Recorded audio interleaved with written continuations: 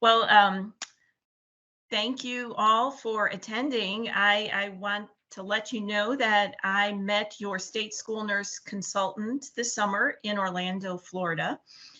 And Angie McDonald came up to me after my presentation there and had some very nice and kind words to say about it. And she really was excited about having me talk to all of you today and wanted to bring this idea to your state. So I'm happy to do that. And as was pointed out, we will try and get through the material, and then I'm happy to stay on as long as possible for any questions as we go through this, or at the end. So let's get started. Next slide, please.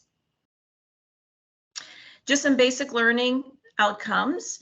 We're going to talk about a debriefing process that I created for our school district, and we're going to learn about why it's so important to give school nurses this opportunity, and also some benefits of what can happen when a school nurse is given the opportunity to go through a debriefing process.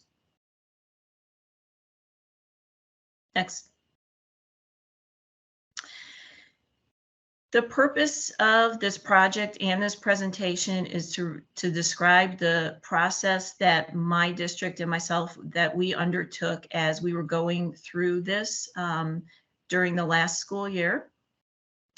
And as you all know, supporting students can only happen if the nurses and the people in charge of the students and the people surrounding the students are cared for as well. So ensuring that the nurses that are caring for the students are taken care of is a really important piece to this whole idea.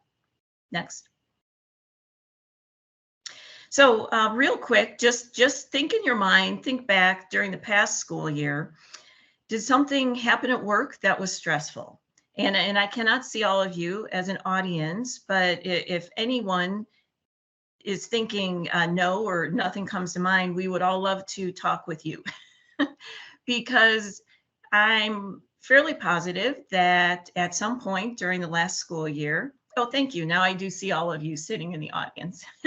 I'm fairly confident that during the last school year, at least something, probably more than one thing, happened at work that was kind of stressful. And I know many of you are lead nurses in your districts. Some of you do not work directly in the school setting. Some of you do also work in a school, but I know all of you can most likely relate to the things that happen during a typical school day. So if you can think back to something that happened that was kind of stressful, a stressful experience, think about how you dealt with that. Most common and most likely would be that you probably talked with someone about it, maybe kind of stewed over it for a day or two, and then moved on to the next event that happened. Hopefully, if it was super stressful, you were able to talk to somebody about it. But generally speaking, there's not always a process in place for that to happen. So why is this all important? How do stressful experiences affect us? I think since we're all in the healthcare field, many of you are familiar with this already. A lot of things can happen cognitively and physically when people are under stress. And here are just a few of those things that might take place when someone's experiencing either just one stressful event or chronic stress that just kind of continues on and on and on. Next slide. Does talking to someone have a positive impact on stress? Many studies show that yes, just talking to someone often helps a situation, often helps people feel better. There's a lot of literature out there that supports this. And not only does it help a person maybe initially feel better, sometimes when we're faced with a really complex situation, having the ability or having someone help us take a big problem and break it down into smaller pieces sometimes is what is needed, and that can certainly be just as helpful.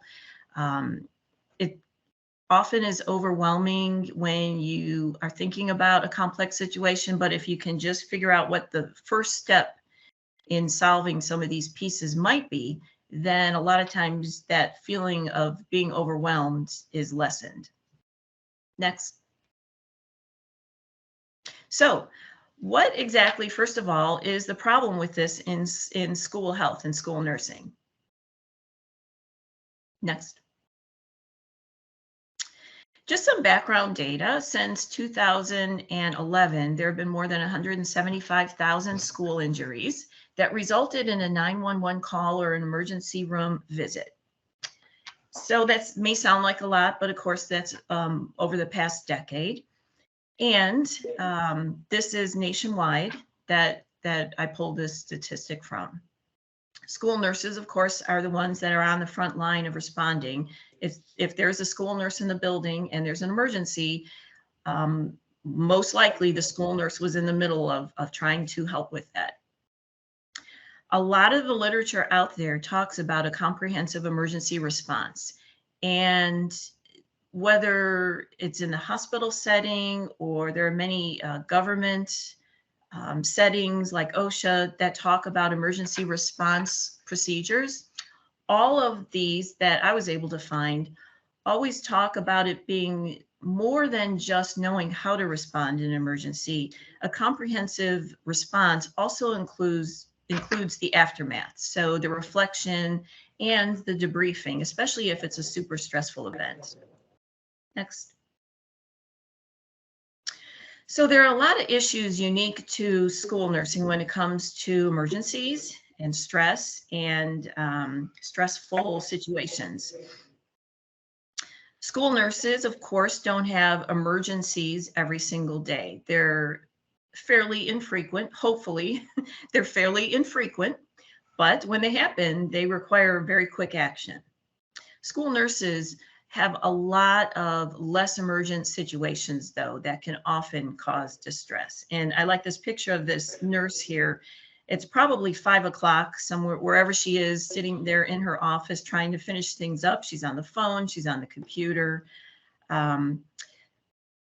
Oftentimes in the setting of school health, there are a lot of situations that might come up that need a lot of behind the scenes work, and oftentimes situations that can be stressful.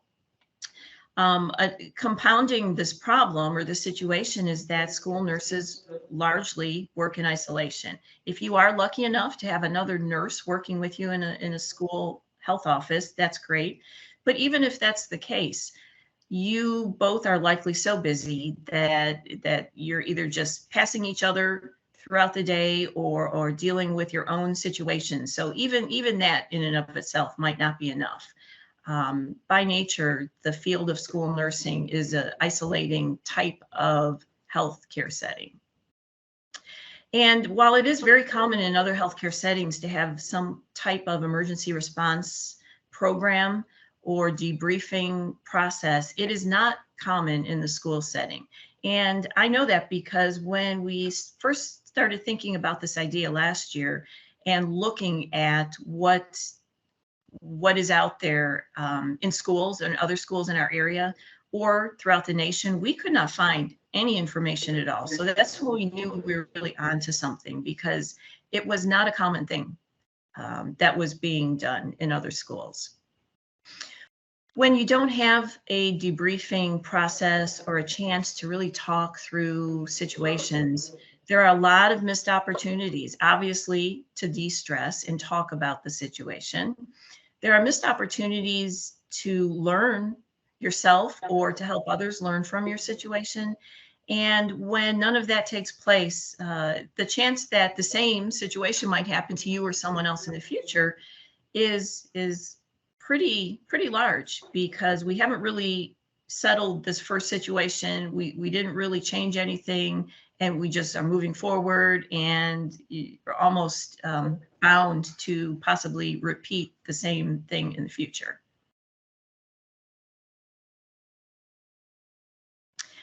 Our school district that I work in is a large suburban school district in the edges of St. Louis, Missouri.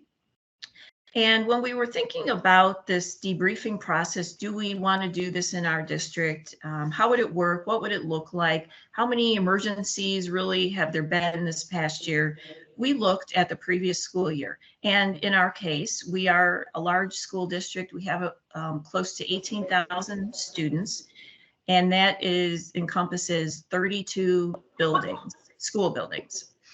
And on average, for the previous school year, there had been 5 911 emergency type events per month, which came out over a 10-month cycle of this entire school year, just under 50 911 calls. Now, that data was pretty easy to pull up out of our electronic documentation system because that had been logged in as 911 calls. So it didn't really surprise me, but if you think about it, those were at least 50 events of potential stressful situations that likely the nurse in the building had no one really to bounce ideas off afterwards because we had no process in place. Next slide. So why do we think this was so important? Next slide. First of all, debriefing. Why is debriefing important? It is a form of learning, like I pointed out just a minute ago, and it's a way to provide support. Remember, the school nurse is in that isolating health office, only connected to other healthcare professionals by phone, hopefully at least by phone, but not a lot of opportunities for group support situations. Debriefing is important also because sometimes something is so stressful that happens in a person's life in the course of their duties on their job that they may need some additional counseling. It may be that just talking about it with a friend isn't quite enough. So sometimes debriefing is a formal way to make sure that people are getting the resources and help that they truly need. Next slide. To point out a couple of our resources that are out there, this is our school nursing scope and standards practice. I realize this is the 3rd edition, and recently we have the 4th edition that came out. So I do know that, and we'll need to update this. But at the time when we put this together, we were working under the 3rd edition. So hopefully most of you or all of you are familiar with this scope and standards little book. In this book, you will find that it is recognized that nurses need to recognize the importance and the impact of taking care of their own health. And you will find here on page 35, provision 5, where it does state the nurse owes the same duty to self as to others. So it is in there. And all of you probably are familiar with that saying when you fly on an airplane and they say it's always important to put your own face mask on, your own oxygen before you attend to others. Same principle applying here. The nurse owes the same duty to take care of herself as to others. And it also states in this scope and standards practice that due to the independent nature of their role, school nurses really need to engage in self-care skills that promote their own healthy living. So just know that that is definitely recognized in our standards book. Also, I'm sure many of you are familiar with this diagram, our framework for the 21st century of school nursing practice. And certainly at the center of this are our students. That's why we are in school nursing, is to help our students, help support our students and the school community at large.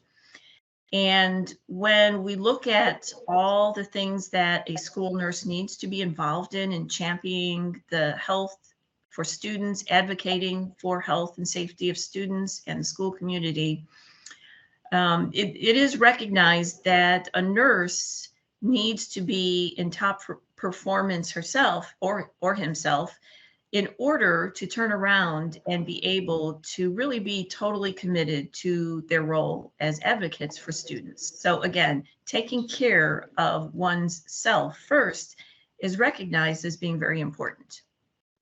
Next slide. Also, our school nursing comprehensive text from Seligman, third edition. Chapter 19 is one of the chapters that talks extensively about emergencies, situations in the school setting. And this text also recognizes that the school nurse should have some type of debriefing in place after an incident, and because that does involve being able to look for opportunities for improvement. So just wanted to point out some of our main resources that we always refer back to in school nursing do recognize the importance of this process and debriefing. There was a very interesting article in our Journal of School Nursing that talked about moral distress among school nurses. And this was really the only article that I could find in doing research when we first started thinking about doing a debriefing process in our district. Our first thought was what's already been done, what's already out there, what's happening or what's being done with stress among school nurses. So this is the main and only article that came up. You probably can't see the tiny script below it, but this was from October of 2018. And I purposely have this one in there because this was before COVID.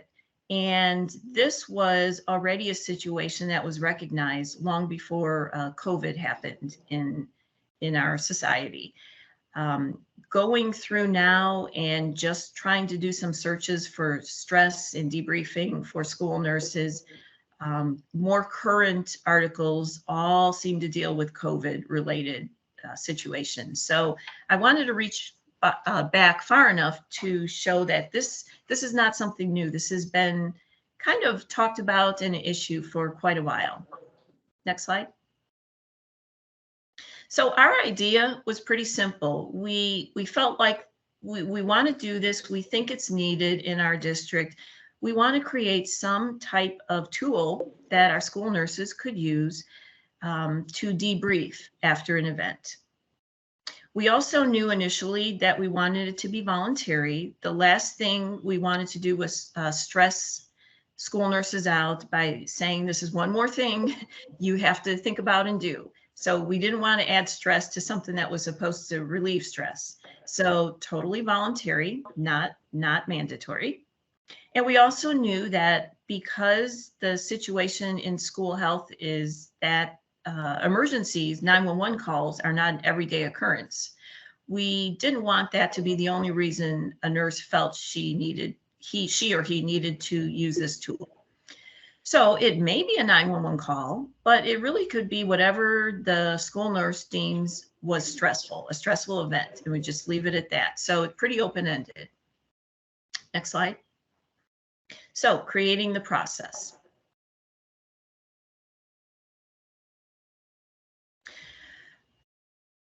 Again, when we first got this idea, there was a lot of discussion, and had been for a while, amongst school nurses in our district. And this led us to some really leading questions.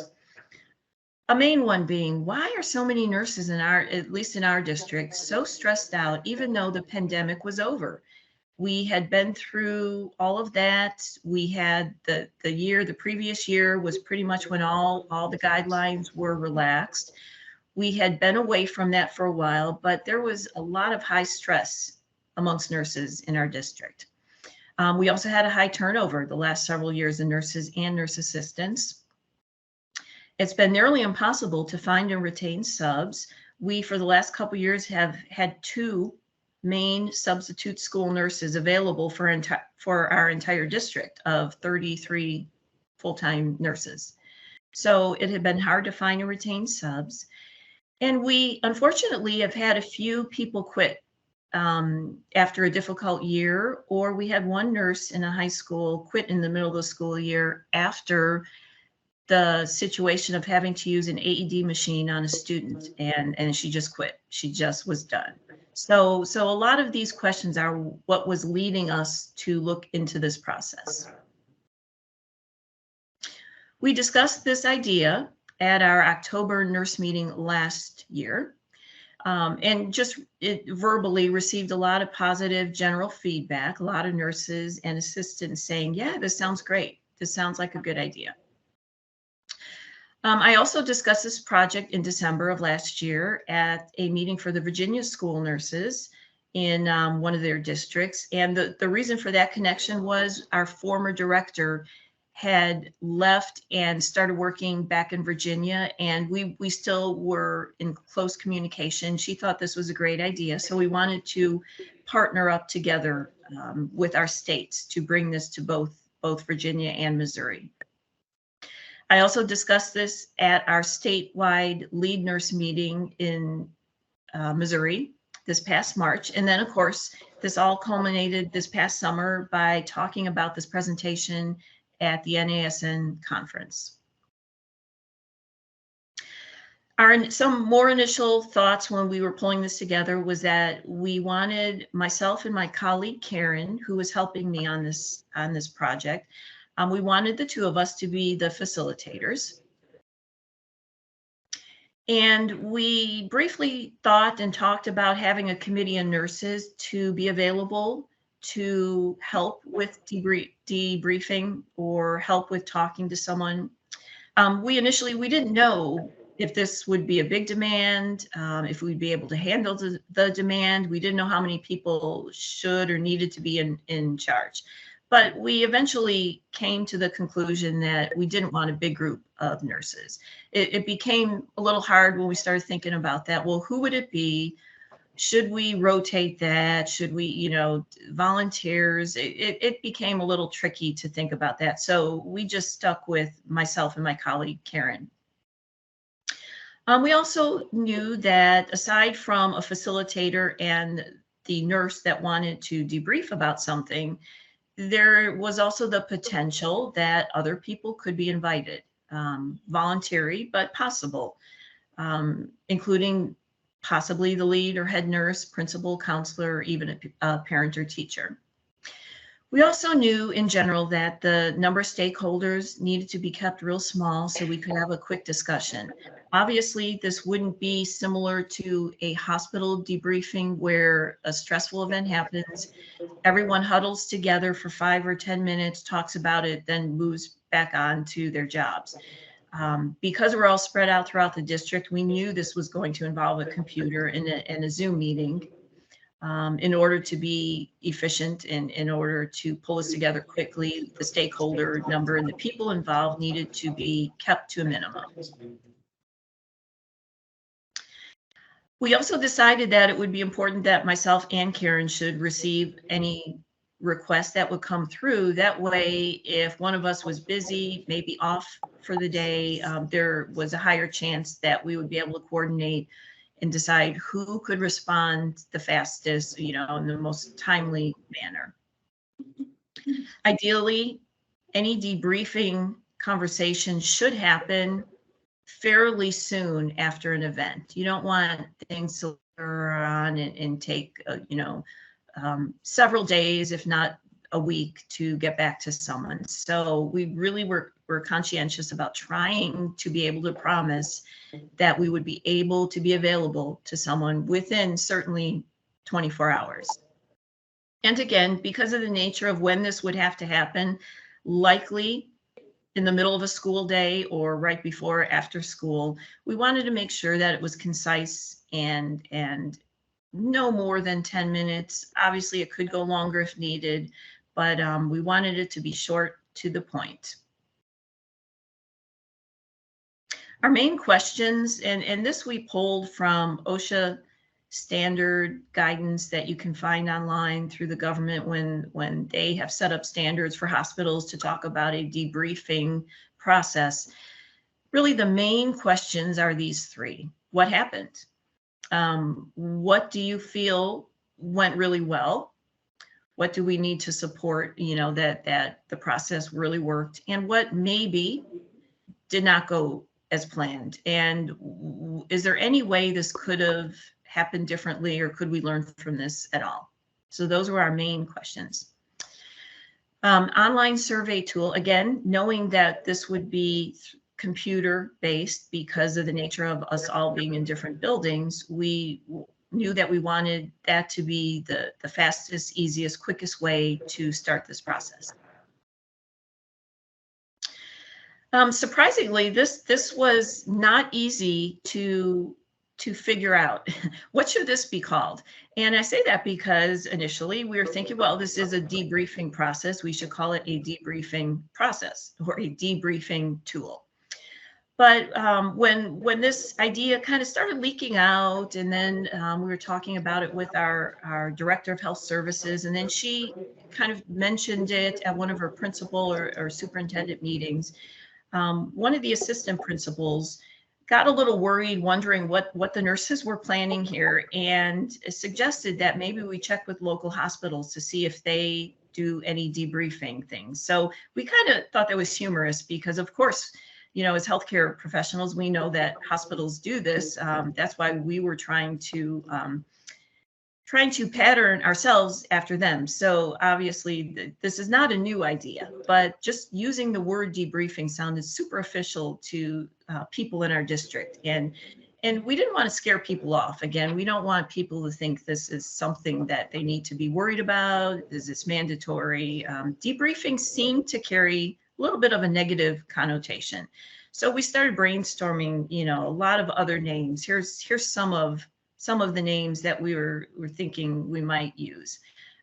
Chat sounded friendly, but ultimately didn't sound serious enough. So we did end up with post-event check-in, because check-in didn't really have any emotions tied to it so much. That's a common buzzword in the educational field. A lot of times principals, counselors are checking in with students. So post-event check-in sounded like the name that we wanted to use.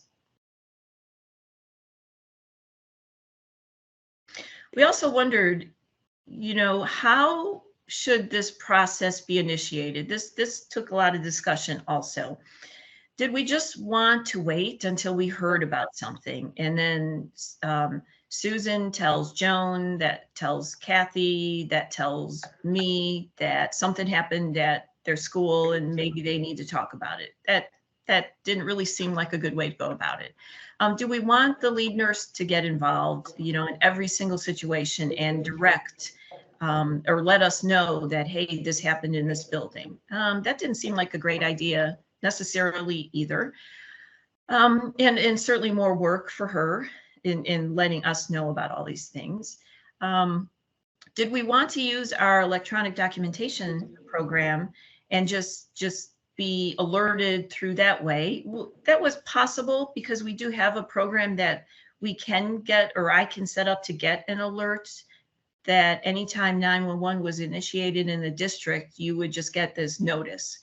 But again, this didn't seem right either, because a lot of situations might not even be tied to a 911 call. And again, since this was going to be a voluntary thing, we didn't want to make it mandatory that we receive all these notifications. So next slide, please. What we ended up deciding to use is a real basic, real simple Google form tool. Everyone had become very familiar with using Google Forms because our district uses Google a lot, and Chrome, different applications associated with the computer on our computers, and our program that we use in the district. We had become super familiar with all this during COVID, and teachers, staff, nurses were using a lot of Google Forms. So this seemed like a likely thing to use. We set up a real simple basic form. This is what we called it. And we set it up so that myself and my partner, Karen, would receive the email instantly anytime this Google form would be used, anytime a request was filled out. Next slide. Here's a snippet. I know it's kind of small, but this is the snippet of what the top part of the form looks like that we put together. Again, we're calling it the post-event check-in request. And it says there at the top, so glad you are here. Use this form to initiate a post-event chat with a fellow school nurse. This form can be used for any significant event, like a 911 call, or any other event which causes distress, moral dilemma, or conflicting opinions. You will be contacted shortly. And then the rest of this form just asks for the name, email, school level. And again, we were partnering with a school district in Virginia. So Karen and myself didn't necessarily know every single nurse that might be initiating this. We didn't think it was super important to know a lot of details other than their name, how to reach them, and what level they worked at, whether that was elementary, high school, preschool, and the best way to contact them. And that's basically all that is on this check-in request form. This question came up with the Virginia nurses and also with our nurses. You know, how will privacy be addressed? Who will know that I put in to have a debrief with someone? To answer that, no event details are entered at all on this Google form. So yes, the Google form exists, but all it would show is that a particular nurse on a particular day requested a debrief session. So no details other than that are actually on the Google form. We didn't keep any records other than the request. And I let everyone know that I would just be keeping just a very general note as a facilitator. And only because, again, if you think back to the earlier slide, part of debriefing is learning and learning from others. So if there ever came a situation that a lot of other nurses might find themselves in or might be able to learn from, we wanted to be able to share that information in a real general way. And as an example, you see down here a demo on staff on how to open up a wheelchair. That was one of mine, actually, because I found myself in a situation right after we started this process out in the field outside the school building with an injured student. And I used the walkie-talkie to call back into the building to have a staff member bring the wheelchair out to the playground area. So I was out there with a student and I was wondering what in the world is taking so long. Finally, 2 staff members showed up with the wheelchair, and I learned that they had been in the nurse's office struggling, trying to figure out how to open the wheelchair so they could push it. It had been compressed up against the wall, stored away, and they could not figure out how to open it. Now, I know to all of you and to myself that sounds really silly, but it never dawned on me, since I'm really used to using wheelchairs, it never really dawned on me that someone that's not in the healthcare field might not know how to open a wheelchair up. So the general takeaway here in this situation was, and I did share this with the nurses in my district, the general takeaway was, you know, when you are talking to staff in your buildings, you might want to also, when you're doing EpiPen training and other things, get a wheelchair out there in front of everyone, demonstrate how that actually opens and closes and how a wheelchair works. So again, no names used, but just a general piece of information.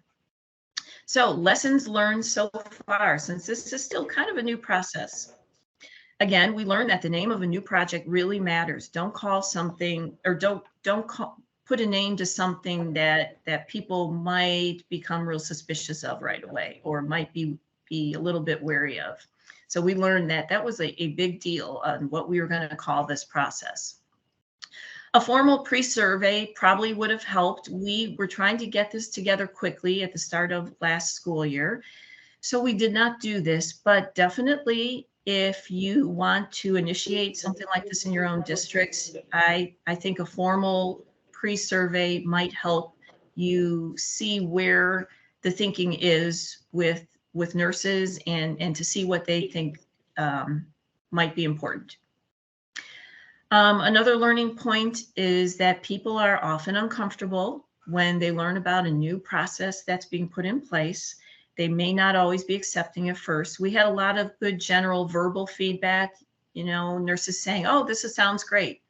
But that isn't always enough to get things up and going. Sometimes it takes a while just to ease into it and let people see the value of this new process.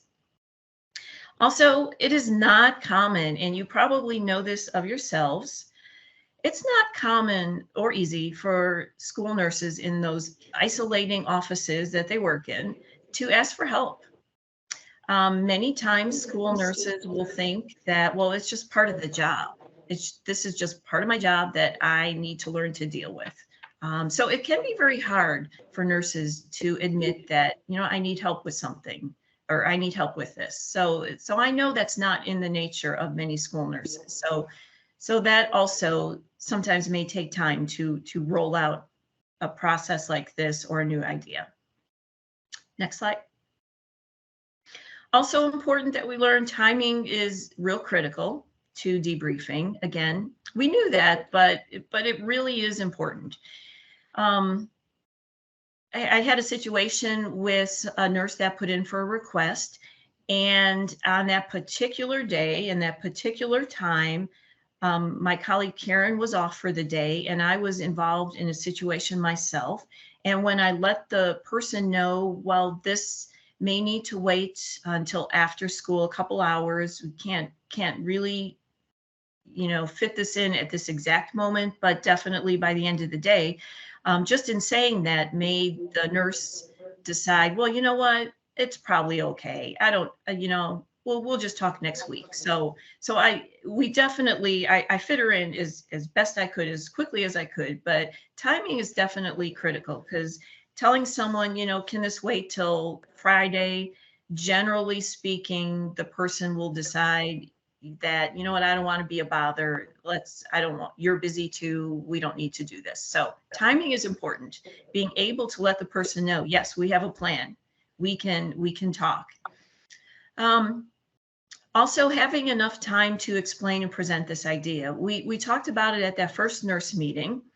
And then I talked to nurses again at the next nurse meeting. And then we started advertising the link to the check-in request form on our monthly district nurses newsletter that goes out to all the nurses. So we just kept getting it out there here and there, advertised it via email, different ways, just not just saying it once and waiting for people to maybe take advantage of the process, but just getting it out there routinely and regularly. And also being it's important to be flexible. We learned if the process unfolds in a different direction. So when we set it up, we assumed that a nurse would want to be contacted via a computer like Zoom meeting or the phone, never thinking that someone might prefer being contacted in discussing something via an email. So we added that option on to the request. We just didn't think anyone would want to do it that way. But when we realized there was one person that did, we were flexible enough to just include that as part of the options. And also providing incentives, we learned. Helping get an idea rolling, sometimes you need an incentive. And so during, I forget which month it was, but after a couple months, we revisited advertising this idea again to the nurses in our district by saying that during the month of, I think it was March, anyone that goes ahead and uses the post-event check-in request process will be eligible to receive a small care gift. And what we did was go to the dollar store and just purchase some just little treats, trinkets, things like that, little surprises to encourage the nurse to just feel better about the process, and also to generate some interest in other nurses knowing that, we really place an importance on this. We really want to be here for you, take care of you. Here's a little treat along the way. Another important lesson learned is that as a facilitator, Karen and I learned right away that it's really hard to just listen. As nurses, as school nurses, in our independent, isolating roles, we tend to want to fix problems, and we're good at it. Generally, we are really good at being able to take care of all kinds of situations and problems that are thrown our way. in the school building during a school day. So it's in our nature to hear a problem and want to be able to fix it. But that's not really the focus of what this should be.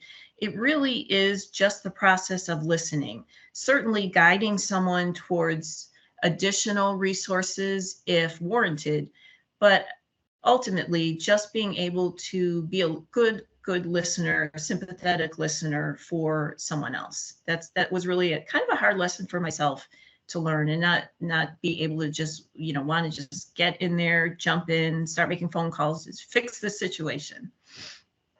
Also, it might not just be one incident that someone is feeling stressed about. It could be a culmination. It could be several things that have happened in your building in the past month that really one more thing happens and then that's the last straw. That one last thing might not be that stressful of a thing, but it was just the last straw, kind of a situation where there's a lot of little things that have been happening that are just causing chronic stress.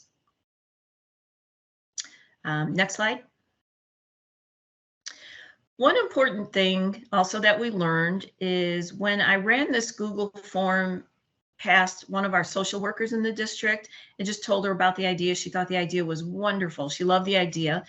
The first thing she noticed, though, on the Google form that we had created was she thought it sounded too clinical. And of course, leave it to a social worker to read it that way.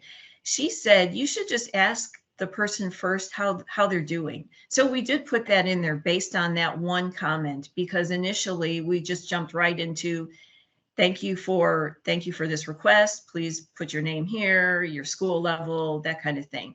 After she noticed that, I did go back in and change it to the first question being, first of all, how are you? And they could answer, feeling stressed, doing okay, need to talk. They just had an opportunity to answer how they felt. So I really like that suggestion. And of course, coming from a social worker, that was perfect. Next slide. So some data that we've pulled together so far after using this process all last year. On the request forms, here's some statistics. Many that filled out the initial request form stated they were doing okay, which was good, but kind of still in the middle of processing the event. I guess that would be expected. 16% saying not so good or conflicted. None of the respondents that have used this form to date so far at all have wanted anyone else included. So not sure if that means anything or not, but so far no one has wanted to include the principal, the health services director, lead nurse, anyone else, just wanted a one-on-one basically. And most everyone, 88%, preferred the phone call over the Zoom meeting or any other type of discussion. We did do a post survey at the end of the school year, and 88% said the process was very easy to use. 100% reported feeling better. So I think that's our crowning achievement so far, that everyone said, yes, they did feel better after just having the opportunity to talk about something with someone else in a more formal way. This is just kind of a level above complaining to your friend or your coworker. It's really a more formal way of talking through a problem. And 100% said they would use the process again in the future. And here's a quote from one of the users of this. They said it was very helpful to be heard and supported. So again, that was our goal. Some other thoughts and comments on our post survey, that we had some choices and they could just choose or add in their own other thoughts that weren't already listed there. 100% though did acknowledge that they liked being able to share about an event with a fellow school nurse. And this I could see as being really super important for nurses in districts that are very small or rural. You might be the only nurse in a district. So having some type of support where you can talk to another fellow school nurse would be that much more important, I think, in a very, very small district that's even more isolating than we felt we were in my district, and we're really not. But again, just being able to talk about something with someone who's been there, done that, knows what you mean, is really important. And just being heard was what 71% of the respondents said that is really all they needed. They didn't need additional mental health resources, although we did have that ready to go if someone did need that. So far, no one has said they needed to really take this to a higher level. They just wanted someone to hear what they had gone through. And many said that it was a comfort knowing there was a process in place at all. And this went out to all the nurses, even nurses that hadn't used the debriefing tool at all last year. Many of them acknowledged that it's nice to know it's there if I do need it. Next slide. So looking ahead. Looking ahead, we are continuing with this year again, closing that knowing doing gap. And if you're not familiar with this term, just trying to achieve that gap is really an important thing in a lot of research that's out there. And what this refers to is we could find research on how important it is to debrief. And we could find some research on the stress that nurses feel and the stress that school nurses go through. So we know that that exists, but knowing about it isn't enough. Taking all of that and doing something about it is what we were trying to achieve with this process of debriefing. Looking ahead, it would be good to do surveys at the beginning of a school year to find out, not only would nurses in the district be accepting of an idea like this, also, where is the stress level? Would you be surprised if you had people anonymously answer, would you be surprised at the results? Do you think in general, everyone is stressed out in the school setting that you're working? Maybe they are, maybe they're not, but until you do a survey, you may not really be able to quite pin that down.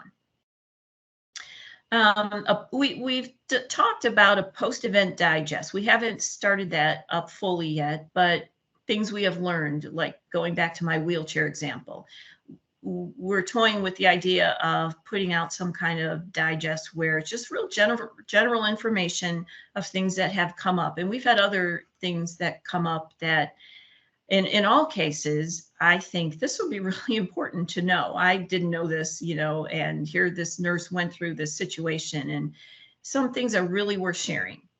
Would we want to make debriefing mandatory? I don't know about that one. Maybe you might feel that would be a good thing in your districts. That's certainly an important discussion to have. We're still kind of debating back and forth over that. If nothing else, making it a 911 call or a presumed emergency situation a mandatory debriefing event, but we're not really sure on that one yet. We've also talked about nationwide virtual meetings. Could we start doing this in other places, in other states, and come together as a group to support each other? I think that's a really interesting idea to toy with. And then also investigating the possibility or the ability to provide some type of offering within your own buildings, your own districts, that would be something like earned comp time or a mandatory 15-minute break. And I say this because I read some articles where in other settings, like hospital settings, oftentimes after a stressful event or a debriefing situation, a nurse is given some time off or is told, take a break. You've earned it. Go ahead and take a break. I'll cover your shift. That likely never happens in the school setting. And I know all of you are familiar with that because it's hard for a nurse to even get a covered lunch break. But if we really looked at this and investigated the possibility of just having a principal be able to go up to a nurse in a building after a stressful event and say, you know what, I got your office for 15 minutes. You will go outside and take a break and take a walk. You definitely having administrative support for a nurse shows that we're all in this together and that we really are trying to support each other in some of these ways to help facilitate this process and make it easier for everyone. And finally, school nursing is very hard work. And I love this picture. This has always been one of my favorite pictures. This is just this never-ending line of students and staff that are always trying to vie for the attention of the school nurse. We're always taking care of everyone else. But again, the thought with this debriefing process is to try and take care of each other a little bit more. Next slide. I wanted to just point out a very special thanks to my own state school nurse consultant, Marge Cole, who supported our idea and gave me the opportunity to speak to all the nurses throughout Missouri at one of their monthly meetings, state meetings, and also Dr. Robin Wallen, who is the nurse I worked with the school district in Virginia. And then finally, one more slide here left, I believe. Any questions at any time, feel free to reach out to me. I am available to help with any of this, and also available, you know, if you think of something after today, I'm happy to talk over any issues or questions that you might have.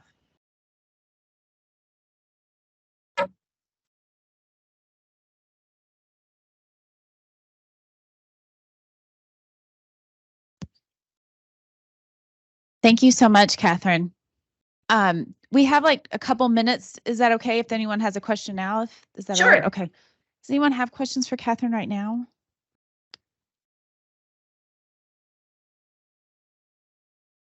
Are you able to share your Google form or a template of it or anything like that with us as an example? Sure, I could do that. Sure. Yeah, that'd be great. Yeah, like I said, it's super basic. I worked mostly on the title of it, and just that beginning paragraph of like welcoming someone who may be like really stressed out when they hit that form. You want to feel like, you know, it's a friendly introduction to it. So yeah, absolutely, I could share a copy of what ours looks like. Thank you. We have her slides. Is that what you're asking? Yeah. Yes. Yes. I'm not 100% sure if we're posting her slides, but if we will email them to you all, we'll make sure and share them. We'll put them on a Google Drive or something like that. And that way you have all the presentations from today. They will be shared with you all. I'm just not sure if they're going to be posted yet, or we'll figure it all out though, because they have to be compliant. Yeah. Yeah. Yes. And definitely if anyone starts this process in their own district and has better suggestions than what we've come up with so far, I'd be happy to hear that as well. Right. Any other questions? Okay, Catherine, thank you so much for joining us. We really, really appreciate your time. Oh, you're welcome. Thank you for having me.